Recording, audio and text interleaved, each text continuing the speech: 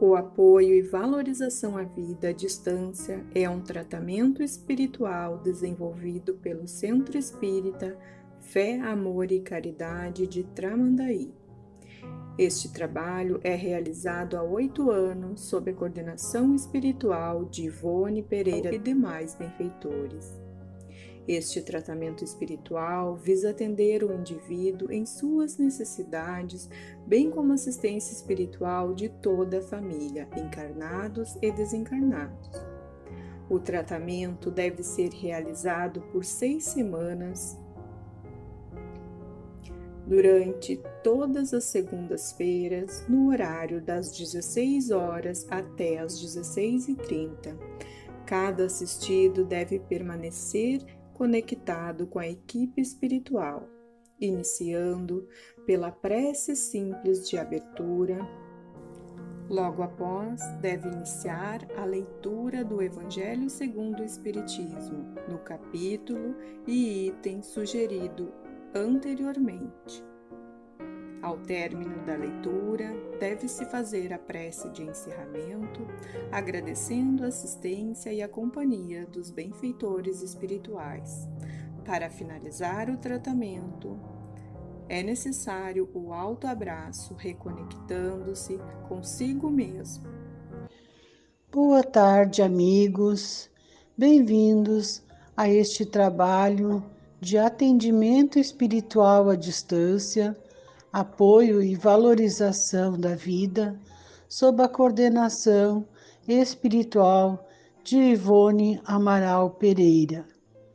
Vamos nos colocar em sintonia com essa equipe de benfeitores espirituais para nos acompanhar neste momento de fé, amor e caridade através da prece de abertura.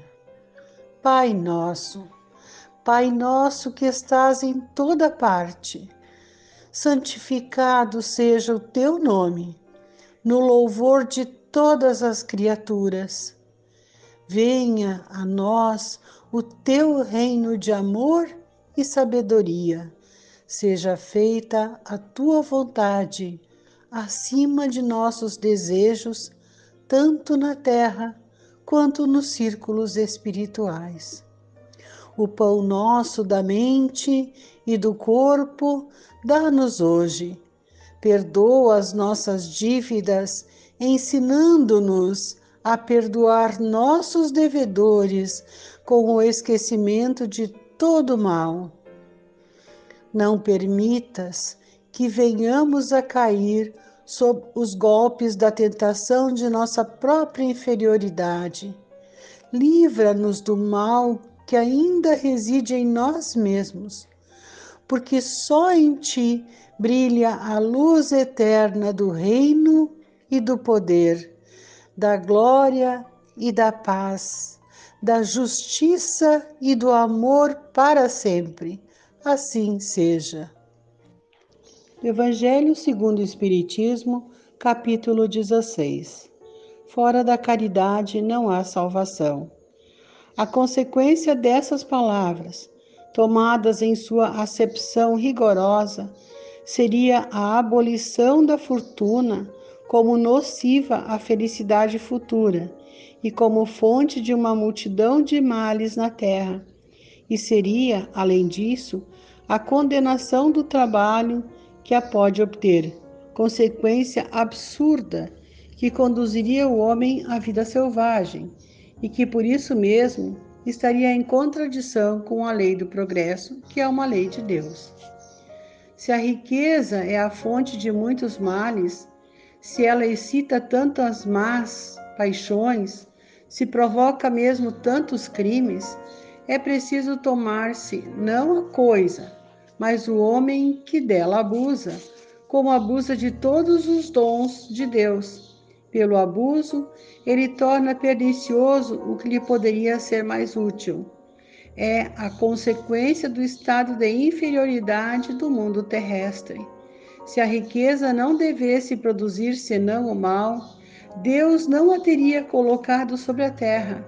Cabe ao homem dela extrair o bem. Se ela não é um elemento direto do progresso moral, é sem contradita um poderoso elemento de progresso intelectual. Com efeito, o homem tem por missão trabalhar pelo aprimoramento material do globo. Deve desbravá-lo, saneá-lo, dispô-lo para receber um dia toda a população que a sua extensão comporta. Para alimentar essa população que cresce sem cessar, é preciso aumentar a produção. Se a produção de uma região é insuficiente, será preciso ir procurá-la fora. Por isso mesmo, as relações de povo a povo tornam-se uma necessidade. Para as tornar mais fáceis, é preciso destruir os obstáculos materiais que as separam, tornar as comunicações mais rápidas. Para esses trabalhos, que são a obra dos séculos, o homem teve de tirar materiais até das entranhas da terra. Procurou na ciência os meios de executá-los mais segura e rapidamente. Mas, para realizá-los, lhe foram precisos recursos. A necessidade fê-lo criar a riqueza, como fez descobrir a ciência. A atividade necessitada por esses mesmos trabalhos aumenta e desenvolve a sua inteligência. Essa inteligência que ele concentra primeiro na satisfação das necessidades materiais o ajudará mais tarde a compreender as grandes verdades morais. A riqueza, sendo o primeiro meio de execução, sem ela não mais grandes trabalhos, não mais atividade, nem estímulo, nem pesquisas. É, pois, com razão considerada um elemento de progresso. Desigualdade das riquezas. A desigualdade das riquezas é um desses problemas que se procura em vão resolver, se não se considera senão a vida atual. A primeira questão que se apresenta é esta: por que todos os homens não são igualmente ricos? Não o são por uma razão muito simples: é que eles não são igualmente inteligentes, ativos e laboriosos para adquirir, nem moderados e previdentes para conservar.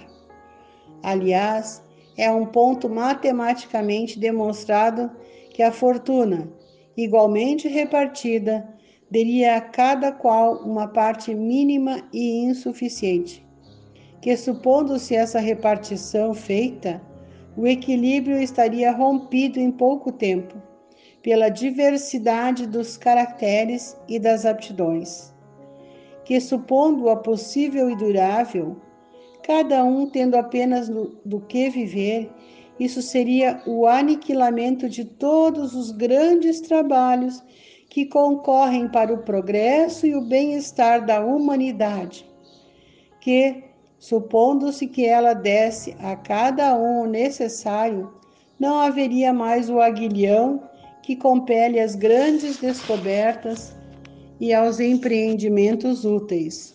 Se Deus a concentra em certos pontos, é porque daí ela se derrama em quantidade suficiente segundo as necessidades. Admitindo isso, pergunta-se por que Deus a dá a pessoas incapazes para fazê-la frutificar para o bem de todos. Aí ainda está uma prova da sabedoria e da bondade de Deus, dando ao homem o livre arbítrio, quis que ele alcançasse por sua própria experiência a distinção do bem e do mal, e que a prática do bem fosse o resultado dos seus esforços e da sua própria vontade. Ele não deve ser conduzido fatalmente nem ao bem nem ao mal, sem o que não seria senão um instrumento passivo e irresponsável, como os animais. A fortuna é o meio de prová-lo moralmente, mas como, ao mesmo tempo, é um poderoso meio de ação para o progresso. Deus não quer que ela fique muito tempo improdutiva, por isso a desloca incessantemente. Cada um deve possuí-la para experimentar servir-se dela e provar o uso que dela sabe fazer. Mas, como há impossibilidade material de que todos a tenham ao mesmo tempo, que ela, aliás, se todo mundo a possuísse, ninguém trabalharia e o aprimoramento do globo com isso sofreria. Cada um a possui a seu turno. Quem não a tem hoje, já a teve ou terá numa outra existência, e quem a tem agora poderá não tê-la mais amanhã. Há ricos e pobres, porque Deus, sendo justo, cada um deve trabalhar a seu turno. A pobreza é para uns a prova da paciência e da resignação. A riqueza é para outros a prova da caridade e da abnegação.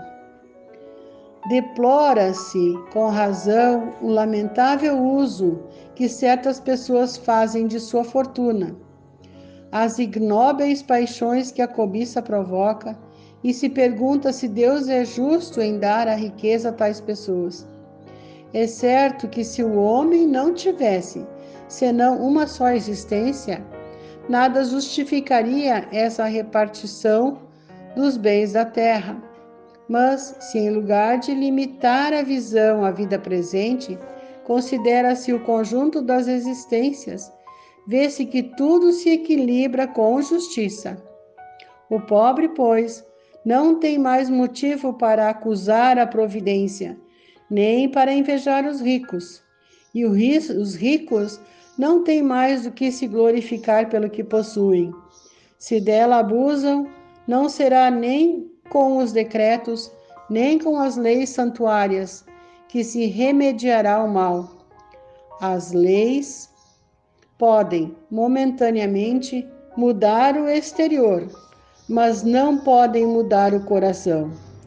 Por isso, elas não têm senão uma duração temporária e são sempre seguidas de uma reação mais desenfreada. A fonte do mal está no egoísmo e no orgulho. Os abusos de toda espécie cessarão por si mesmos quando os homens se regerem pela lei da caridade. Instruções dos Espíritos. A verdadeira propriedade. O homem não possui de seu senão o que pode levar deste mundo. O que encontra ao chegar e o que deixa ao partir, goza durante a sua permanência na terra. Mas, uma vez que é forçado a abandoná-lo, dele não tem senão o gozo e não a posse real. Que possui ele, pois?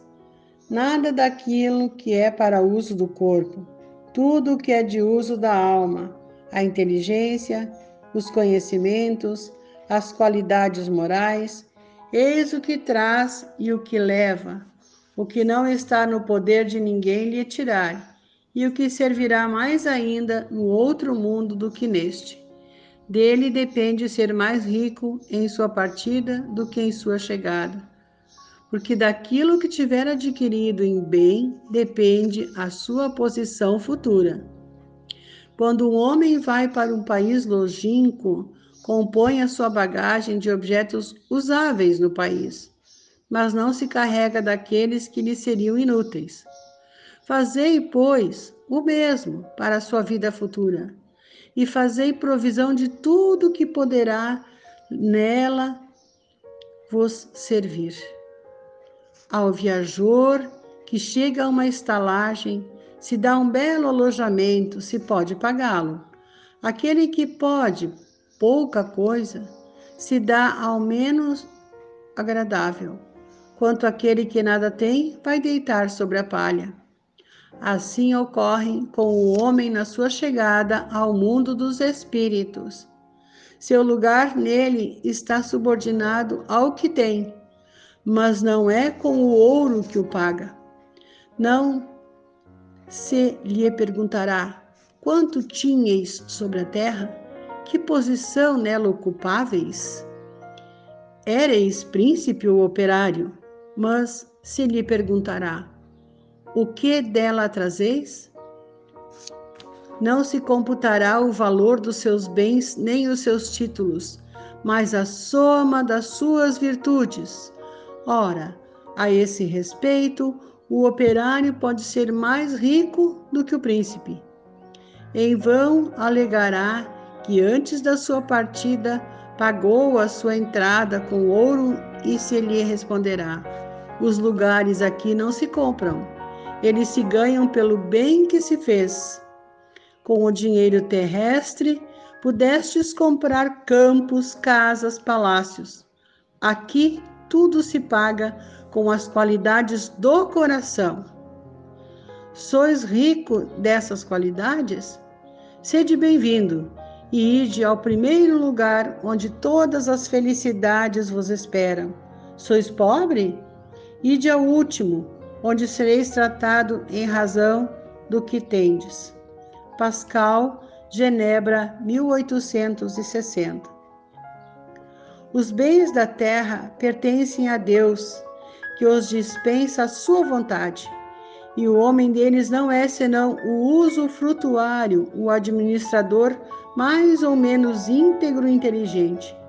Eles são tampouco a propriedade individual do homem, porque Deus frequentemente frustra todas as previsões e a fortuna escapa daquele que crê possuí-la pelos melhores títulos. Direis talvez que isso se compreende para a fortuna hereditária, mas que não ocorre o mesmo com aquela que se adquiriu pelo trabalho.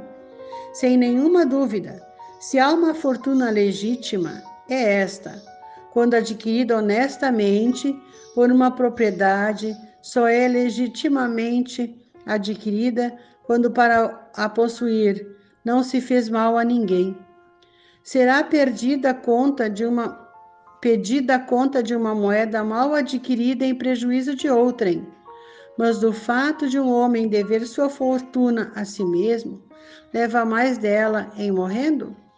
Os cuidados que ele toma em transmiti-la aos seus descendentes não são frequentemente supérfluos? Porque se Deus não quer que ela lhes chegue às mãos, nada poderá prevalecer contra sua vontade. Pode dela usar e abusar em sua vida sem ter contas a prestar? Não. Ele permitindo adquiri-la, Deus pôde querer recompensar nele, durante esta vida, seus esforços, sua coragem, sua perseverança. Mas se não a fez servir senão a satisfação de seus sentidos ou de seu orgulho, se ela se torna uma causa de queda em suas mãos, melhor fora para ele que não a possuísse. Perde de um lado o que ganhou de outro, anulando o mérito do seu trabalho, e quando deixar a terra, Deus lhe dirá se já recebeu a sua recompensa. Espírito Protetor, Bruxelas, 1861.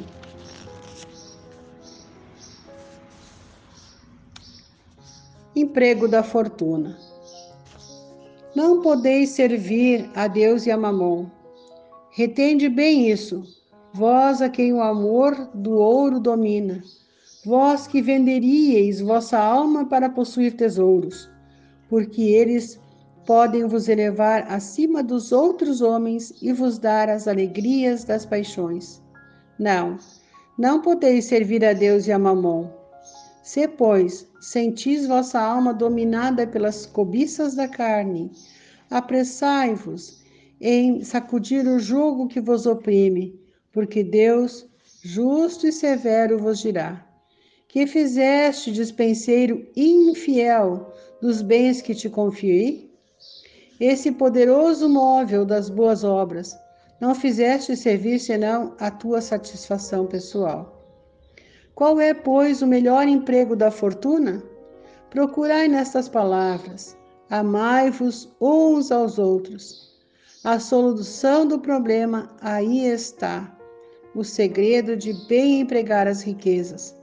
Aquele que está animado de amor ao próximo tem sua linha de conduta toda traçada, e o emprego que apraz a Deus é o da caridade.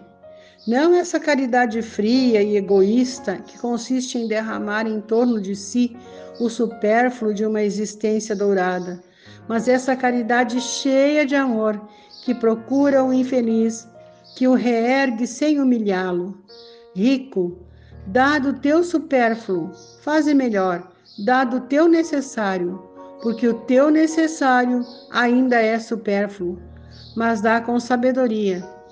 Não repilais o queixume com medo de seres enganado, mas vai à fonte do mal, alivia primeiro, informa-te em seguida, e vê se o trabalho, os conselhos, a afeição mesma não serão mais eficazes do que a tua esmola. Espalha ao redor de ti, com o bem-estar, o amor de Deus, o amor ao trabalho e o amor ao próximo.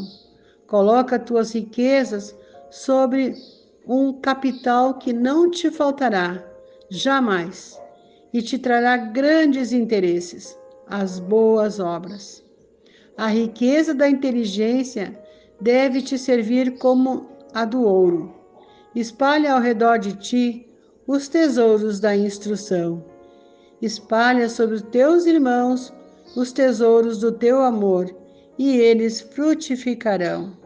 Cheverus, Bordeaux, 1861. Finalizamos este momento agradecendo o apoio de nossos amigos espirituais que nos acompanharam, seguindo confiantes e perseverantes na valorização de nossa vida e no Evangelho de Jesus, com a prece aos Espíritos protetores do Evangelho segundo o Espiritismo. Espíritos sábios e benevolentes, mensageiros de Deus, cuja missão é assistir os homens e conduzi-los no bom caminho, sustentai-me nas provas desta vida, dai-me a força de suportá-las sem murmurar. Desviai de mim os maus pensamentos e fazei com que eu não dê acesso a nenhum dos maus espíritos que tentarem me induzir ao mal. Esclarecei minha consciência sobre meus defeitos e elevai de sobre meus olhos o véu do orgulho que poderia impedir-me de os perceber e confessá-los a mim mesmo. Vós, sobretudo, meu anjo guardião, que velais mais particularmente por mim, e vós todos, espíritos protetores, que vos interessais por mim, fazei com que me torne digno da vossa benevolência. Conheceis as minhas necessidades, que elas sejam satisfeitas segundo a vontade de Deus. Que assim seja.